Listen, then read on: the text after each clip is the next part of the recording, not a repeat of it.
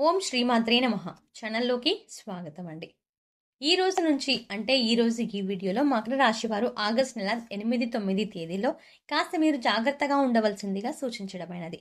అలాగే వాళ్ళకి ఈ నెలలో ఇద్దరు దేవతలు మీ ఇంటికి రాబోతున్నారు. ఆ ఇద్దరు దేవతలు ఇంటికి వచ్చి ఏదో సంకేతాన్ని ఇవ్వబోతున్నారు. అయితే ఆ 2 రోజుల్లో మీరు ఎటువంటి జాగ్రత్తలు తీసుకోవాలి? మీరు చేసే పనులు ఏ విధంగా చేసుకుంటే వాళ్ళకు అనుకూలంగా ఉంటుంది? ఏ ఇద్దరు దేవతలు మీ ఇంట్లో అడుగుపెట్టి అనుగ్రహం ఇవ్వబోతున్నారు? వారు ఏ సంకేతం ఇవ్వబోతున్నారు? అనే ప్రశ్నలకు సమాధానంతో పాటుగా ఈ సమయంలో మీరు చేసుకోవాల్సిన దేవతారాధన అలాగే పాటించవలసిన పరిహారాల గురించి ఈ వీడియోలో మనం వివరంగా తెలుసుకుందాం. కానీ అంతకంటే ముందుగా మీరు కనుక మన ఛానల్ని ఇప్పటి వరకు సబ్స్క్రైబ్ చేసుకోకపోతే సబ్స్క్రైబ్ చేసుకుని పక్కనే వచ్చిన బెల్ ఐకాన్ నొక్కి ఆల్ సెలెక్ట్ చేసుకుంటే మేము ఇలాంటి వీడియోస్ అప్లోడ్ చేయగానే ముందుగా మీకు నోటిఫికేషన్ వస్తుంది. ఇక వివరాల్లోకి వెళ్తే ఈ రాశి వారి వ్యక్తిత్వం చాలా సున్నితంగా ఉంటుంది. ఎక్కువ శాతం వాళ్ళు మనసుతో ఆలోచిస్తూ ఉంటారు. ఈ రాశి వారు ఎప్పుడు కూడా అవతలి వాళ్ళకి మంచి జరగాలి అని కోరుకుంటారు. అదే వీళ్ళ ఫ్యామిలీ మెంబర్స్ విషయానికి వస్తే వాళ్ళ సంతోషమే వీళ్ళ సంతోషంగా భావిస్తూ ఉంటారు. అలాగే వాళ్ళు దానికోసం ఏదైనా చేస్తారు. వాళ్ళకి కష్టమైనా సరే, దాంట్లో వాళ్ళకి నష్టమైనా సరే, అవతలి వాళ్ళకు మంచి జరుగుతుంది అని అనిపిస్తే ఖచ్చితంగా ఆ పని చేయకుండా ఉండరు. ఎదుటి వారికి సాయం చేయడంలో ముందుంటారు. ఎదుటి వారిని ఎక్కువగా సాటిస్ఫై చేయాలని ఆలోచిస్తూ ఉంటారు. చాలాసార్లు ఈ మంచితనమే మిమ్మల్ని ముంచేస్తుంది. ఈ విషయాన్ని ఈ రాశి వారు గమనించవలసి ఉంటుంది. అలాగే ఎక్కువ శాతం మీరు మనసులో మాటను వేరే వారికి చెప్పడానికి ఇబ్బంది పడుతూ ఉంటారు. జంకుతూ ఉంటారు. ఎవరికీ కూడా మీ మనసులో బాధను చెప్పరు. ప్రతి ఒక్క విషయాన్ని మీలో మీరే దాచుకొని బాధపడతారు. ఎక్కువగా మీరు నేరుగా ఆ భగవంతుడి దగ్గరే మీ బాధను విన్నవించుకుంటారు. మీ మనసులో మాటను చెప్పుకుంటారు. ఇదే మీకు ప్లస్ పాయింట్ అవుతుంది.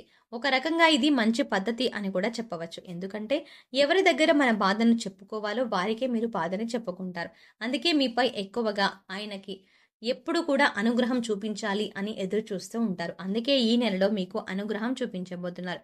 ఇక రాబోయే సమయంలో మీరు ఖచ్చితంగా తీసుకోవాల్సిన కొన్ని జాగ్రత్తలు ఉన్నాయి. ఇటువంటి జాగ్రత్తలు తీసుకోకపోతే స్వయానా మీ చేతులతో మీరు చేస్తున్న పనులు చెడగొట్టుకున్న వారు అవుతారన్నమాట. ఇక దీంతో పాటు రాబోయే రోజుల్లో 3-4 రోజుల్లో చాలా మంచి శుభవార్త అనేది రాబోతోంది. ఆ వార్తను మీరు కలలో కూడా ఊహించరు. అంత మంచి సంతోషాన్ని కలిగించే న్యూస్ అయితే రాబోతోంది. కానీ మంచి ఎక్కడైతే ఉంటుందో చెడు కూడా అక్కడే ఉంటుంది కదా! కాబట్టి శుభవార్తతో పాటు ఒక చిన్న ప్రమాదం కూడా ఉంటుంది. అది ఏంటంటే మీకు శత్రువులైన వారు ఎవరైతే ఉన్నారో వాళ్ళు అలర్ట్ అయ్యే సమయం ఇది.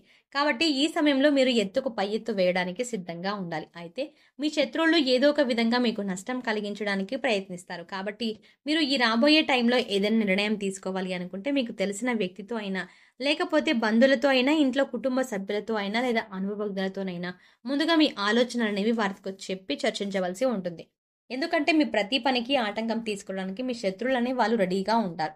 కాబట్టి ఈ విషయంలో మీరు ఖచ్చితంగా జాగ్రత్త తీసుకోండి. ఇక రాబోయే టైంలో ఏదైనా కొత్త బిజినెస్ స్టార్ట్ చేయాలి అనుకుంటే దానిని ఆపేయండి. ఆ ఆలోచనలు పూర్తిగా మీరు కొంతకాలం ఆపేయండి. ఎందుకంటే ఈ సమయంలో అటువంటి ఆలోచనలు మీరు చేయడం కరెక్ట్ కాదు. సక్సెస్ రాదు, కలిసి రాదు. సూచనలు పాటించాలి. దాంతో పాటు ఎంత మిత్రులైనా సరే, ఎంత బంధువైనా సరే, దగ్గర వాళ్ళు అయినా సరే డబ్బు అనేది అప్పుగా తీసుకోకండి. అలాగే వాళ్ళు అప్పుగా మమ్మల్ని అడగకుండా అంటే అడిగినా కూడా మీరు డబ్బులు వాళ్ళకి ఇవ్వకండి. ఎందుకంటే ఈ సమయంలో మీకు మీ చేతుల మీదుగా డబ్బులు ఇచ్చినా, అలాగే మీరు డబ్బులు తీసుకున్నా అది మీకు అస్సలు కలిసి రాదు. కాబట్టి ఈ సమయంలో లావాదేవీలో మీరు ఎక్కువగా తొందరపడకుండా ఉండటం మంచిది.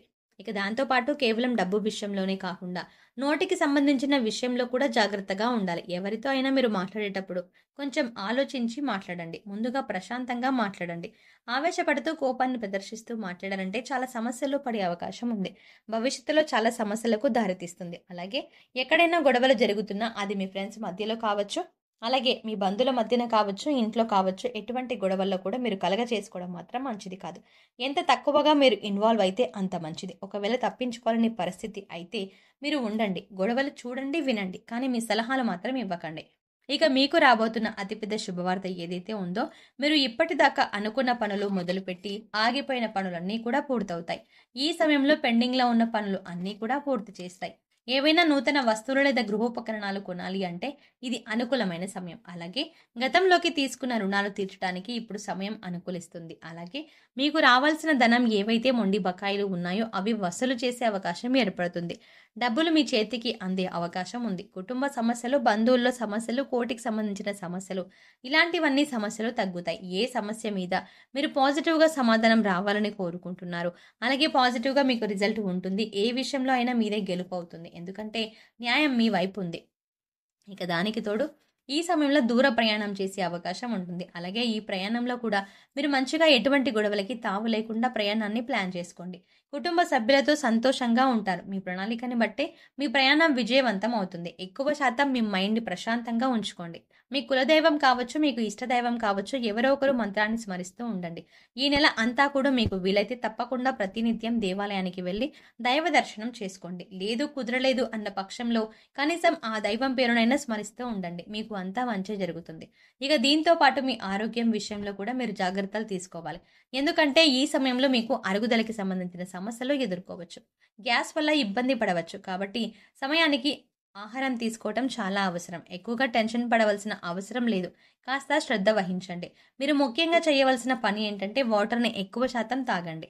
ఇక మీ జీవితంలో రాబోతున్న ఇద్దరు దేవతలు ఎవరు అంటే ముందుగా అన్నపూర్ణాదేవి. అన్నపూర్ణాదేవిని పార్వతీదేవికి మారు రూపం. పార్వతీదేవి ఎక్కడైతే ఉంటారో శివుడు అక్కడే ఉంటారు. ఒకేసారి ఇద్దరు దేవతల అనుగ్రహం మీకు కలుగుతుంది. అన్నపూర్ణాదేవి అనుగ్రహం ఉంటే మనం ప్రతిరోజు కూడా ఆహారం కోసం ఎదురు చూడవలసిన అవసరం లేదు. అలాగే అన్నపూర్ణాదేవి అనుగ్రహం కోసం ప్రతిరోజు కూడా మీ వంటగదిని శుభ్రంగా ఉంచుకోండి. కాబట్టి ఈ సమయంలో మీరు ఖచ్చితంగా నైట్ టైం పడుకునేటప్పుడు మీ ఉత్తర దిక్కులో మీ కిచెన్‌లో ఎక్కడైతే ఉత్తర దిశ ఉంటుందో రాత్రి పడుకునేటప్పుడు మీ కిచెన్ అంతా శుభ్రం చేసుకొని నార్త్ సైడ్ చక్కగా ఒక నెయ్యితో దీపం వెలిగించాలి. లేకపోతే గోధుమ పిండితో నెయ్యి దీపం వెలిగించండి. అన్నపూర్ణాదేవిని తలుచుకుంటూ ఈ నెయ్యి దీపాన్ని వెలిగించాలి. వెలిగించిన తర్వాత మీరు వచ్చేసి పడుకోండి. మరుసటి రోజు ఉదయాన్నే కొండెక్కిన ఆ దీపాన్ని తీసేసి గోధుమ పిండి దీపాన్ని తీసి ఆవుకి కానీ కుక్కకి కానీ తినిపించండి. నిత్యం మీ మీద అన్నపూర్ణదేవి కటాక్షం అనేది ఉంటుంది. ఇక రెండోది దరిద్రాదేవి. దరిద్రదేవ అంటేనే దేవుని అందరికీ కూడా వైద్యం చేసే వాళ్ళు అన్నమాట. ఇక ఎక్కడైతే దరిద్రదేవి కూడా ఉంటుందో అక్కడ ఎటువంటి ఆరోగ్య సమస్యలు ఉండవు. కాబట్టి ఈ ఇద్దరు దేవతలు మీ ఇంటికి రాబోతున్నారు. మరిన్ని శుభ ఫలితాలు పొందడం కోసం మకర రాశి వారు చేయవలసిన దేవతారాధన చూసుకున్నట్లయితే ఈ నెలంతా అన్నపూర్ణ దేవి కటాక్షం కోసం ఆమె పేరు నిత్యం పారాయణం చేయడం వల్ల కుటుంబ సభ్యుల యొక్క ఆరోగ్యం అనుకూలంగా ఉంటుంది. ఎటువంటి ఆకలి బాధ దరిచేరవు. ఈ సమయంలో మరింత అభ్యున్నతిని పొందడం కోసం వీరు పాటించవలసిన పరిహారాలు చూసుకున్నట్లయితే అన్నపూర్ణాదేవి ఆలయంలో అన్నపూర్ణ అంటే అన్నదానం చేయించండి. అలాగే ఆవులకి గడ్డిని తినిపించండి. సో చూసారు కదండి, మకర రాశి వారికి 8, 9 తారీఖుల్లో వినబోయే శుభవార్తలు ఏమిటి, మీ ఇంటికి రాబోతున్న ఇద్దరు దేవతలు ఎవరు, అలాగే ఈ 2 రోజుల్లో ఎటువంటి జాగ్రత్తలు తీసుకోవాలి అనే అంశాలతో పాటుగా ఈ సమయంలో మీరు చేసుకోవాల్సిన దేవతారాధన అలాగే పాటించవలసిన పరిహారాల గురించి ఈ వీడియోలో మనం వివరంగా తెలుసుకున్నాం కదండి. ఈ వీడియో మీకు నచ్చినట్టయితే లైక్ చేయండి. అలాగే మీ ఫ్రెండ్స్ అండ్ ఫ్యామిలీ మెంబర్స్లో ఎవరైనా మకర రాశి వారు ఉన్నట్లయితే వారితో ఈ వీడియోని షేర్ చేసుకోవడం మర్చిపోకండి. కానీ అంతకంటే ముందుగా మీరు కనుక ఇప్పటి వరకు మన ఛానల్ని ఇంకా సబ్స్క్రైబ్ చేసుకోకపోతే వెంటనే సబ్స్క్రైబ్ చేసుకుని పక్కనున్న బెల్ ఐకాన్ క్లిక్ చేసి అందులో ఆల్ సెలెక్ట్ చేసుకుంటే మేము ఇలాంటి వీడియోస్ అప్లోడ్ చేయగానే ముందుగా మీకు నోటిఫికేషన్ అందుతుంది. మరో చక్కటి వీడియోతో మళ్ళీ కలుద్దామండి. ఓం శ్రీ మాత్రే నమః.